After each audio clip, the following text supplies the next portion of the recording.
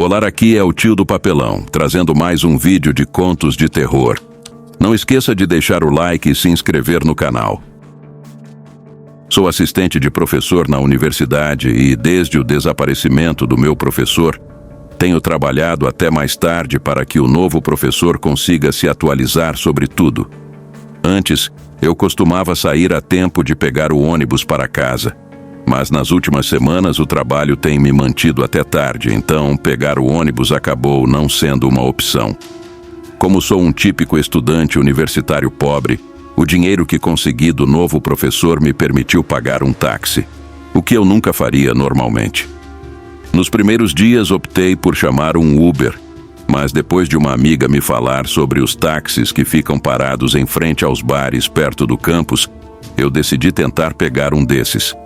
Caminhei até o local onde os táxis geralmente ficavam e, para minha surpresa, ela estava certa. Vi alguns táxis parados, afastados uns dos outros, e me aproximei de um deles. Bati na janela do motorista, ele abaixou e perguntei se ele estava disponível.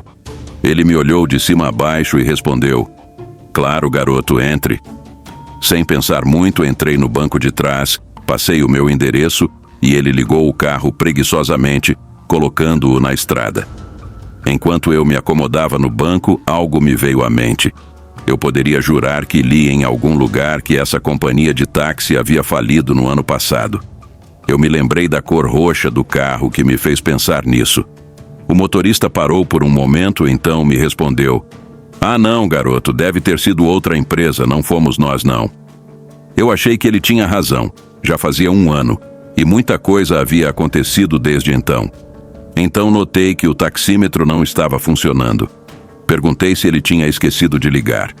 Ele olhou para o espelho retrovisor e respondeu: "De jeito nenhum, garoto. Não usamos mais essas coisas de dinossauro. Temos um aplicativo que controla as tarifas, funciona com GPS. Relaxa." Ele mostrou o telefone, mas o que eu vi na tela parecia apenas um cronômetro. Decidi ignorar e segui o conselho dele. Cerca de 5 quarteirões depois, tirei meu celular para ver as horas, pensando que ainda teria tempo de tomar algumas cervejas antes de dormir. O motorista, que tinha ficado em silêncio durante a viagem, comentou sobre meu relógio, que era um Rolex. Era um presente de família, e eu mencionei isso a ele. Ele ficou quieto, mas parecia um pouco mais interessado no relógio, o que me fez ficar desconfortável. Em seguida, ele pegou o telefone ao lado dele e fez uma ligação. Tentei ouvir o que ele dizia, mas ele falou tão baixo que não conseguia entender.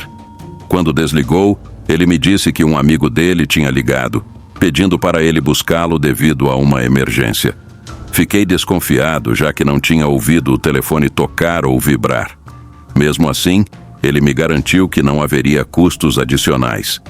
Meu instinto me dizia que algo não estava certo, mas tentei ignorar. Quando o carro começou a se aproximar da minha casa, decidi que, se ele tentasse alguma coisa, sairia do táxi ali mesmo.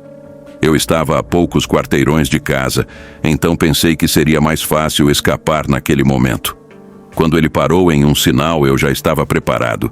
Ele virou à esquerda, mas logo me disse que havia esquecido seu amigo, que morava do outro lado da rodovia. Eu sabia que isso não fazia sentido. Comecei a ficar mais alerta e a pensar no que fazer a seguir. Então, quando ele se afastou, aproveitei para abrir a porta e sair rapidamente do carro, mesmo caindo na grama. Me levantei o mais rápido possível e comecei a correr em direção ao beco atrás do meu prédio. Eu estava com dor, mas o medo me fez correr ainda mais rápido. O motorista, aparentemente, percebeu minha fuga e fez uma curva em U para me alcançar. Eu sabia que ele estava me seguindo. Então aumentei o ritmo. Quando vi meu prédio à distância, tentei pular uma cerca para entrar de forma discreta e sem ser visto. Felizmente consegui, e ao olhar ao redor, percebi que ele não estava mais me seguindo. Entrei em casa, trancando tudo, e fui direto para a janela para observar. Vi o táxi circulando pelo estacionamento com outro homem ao volante. Eles estavam me procurando. Quando se afastaram, finalmente relaxei um pouco. Pensei em chamar a polícia, mas não tinha provas de que algo realmente tinha acontecido. Não queria envolver a polícia sem ter certeza do que estava acontecendo. Recebemos uma ligação para buscá-lo às 12h36. Carlos, eles estão indo para o aeroporto.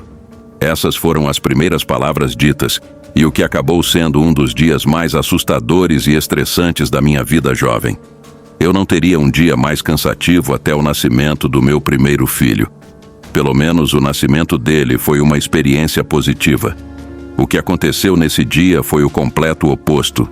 Ainda era cedo, e eu já havia levado um casal até a estação de ônibus. As coisas estavam melhorando, uma mudança bem-vinda em relação aos 4 dias anteriores.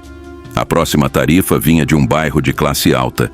Essas pessoas geralmente davam uma boa gorjeta se você as levasse rapidamente para onde queriam. Parei em frente à casa, toquei a buzina e esperei.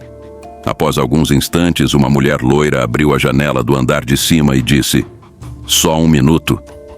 Inclinei-me no banco, ajustando o ar-condicionado, mas ainda estava encharcado de suor. A loira bonita saiu da casa, mas ela não estava sozinha. Um homem de cabelos compridos e sujo a acompanhava. Quando entraram no táxi, percebi de imediato que eram viciados. "Onde está a bagagem? Vamos para o aeroporto, certo?" perguntei.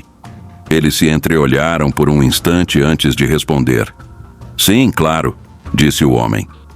Durante a maior parte do trajeto, eles apenas cochichavam entre si, num volume baixo o suficiente para que eu não pudesse ouvir. Eu olhava para a mulher pelo espelho retrovisor.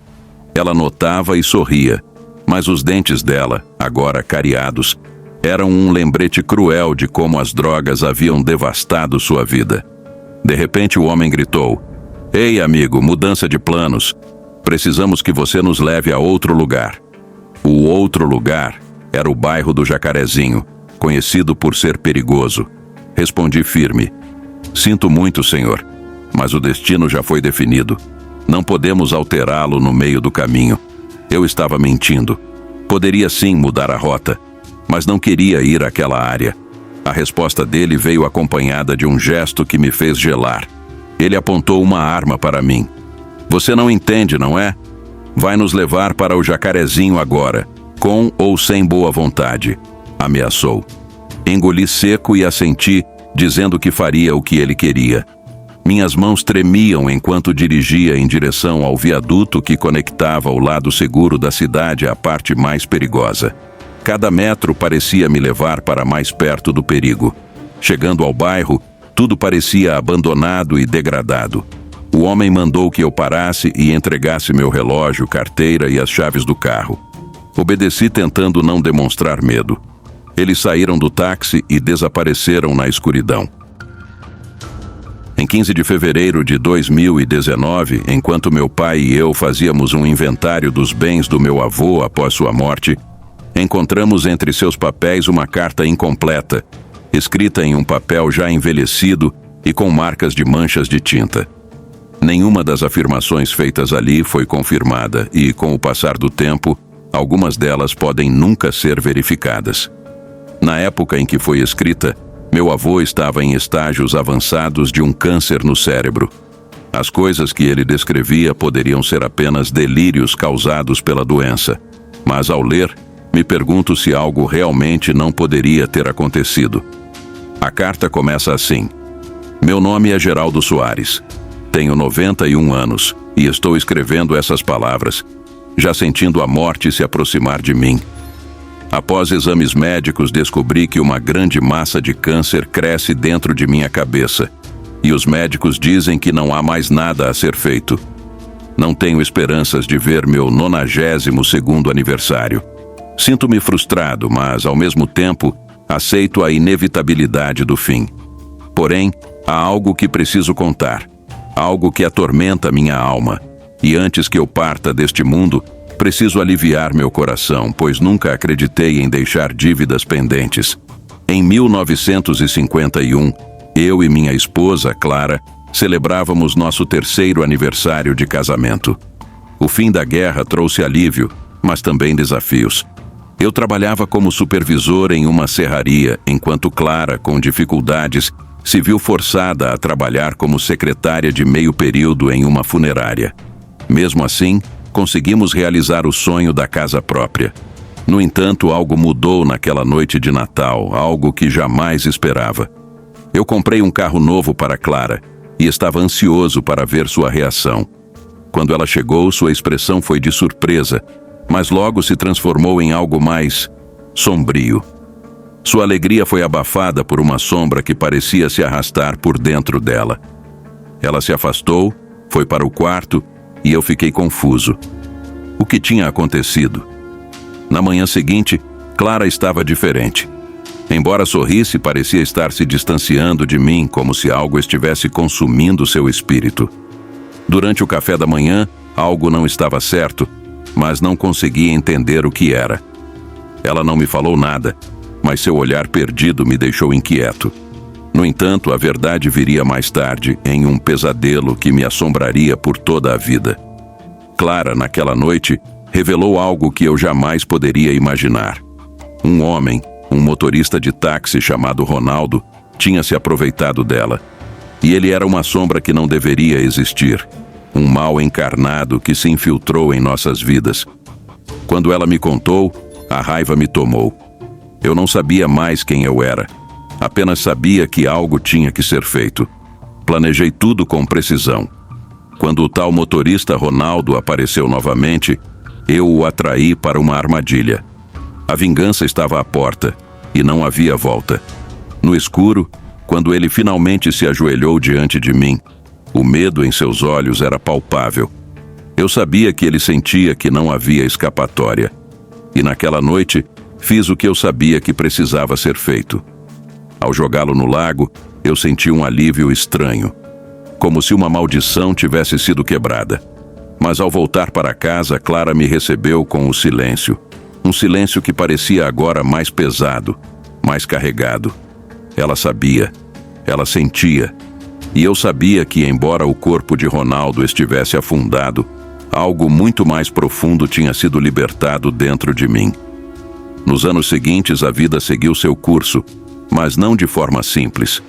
Clara, minha amada Clara, já não era a mesma. E eu, ainda que envelhecido, sabia que estava sendo seguido por algo invisível, mas palpável. Algo que eu não podia ver, mas sentia a cada noite.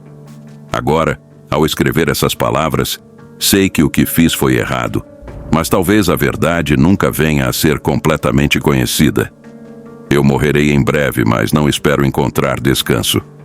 Eu sei que quando minha alma deixar este corpo, Clara estará esperando, mas não será a mulher que eu amava.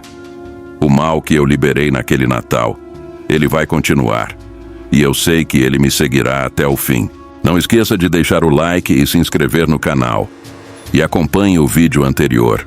Até a próxima.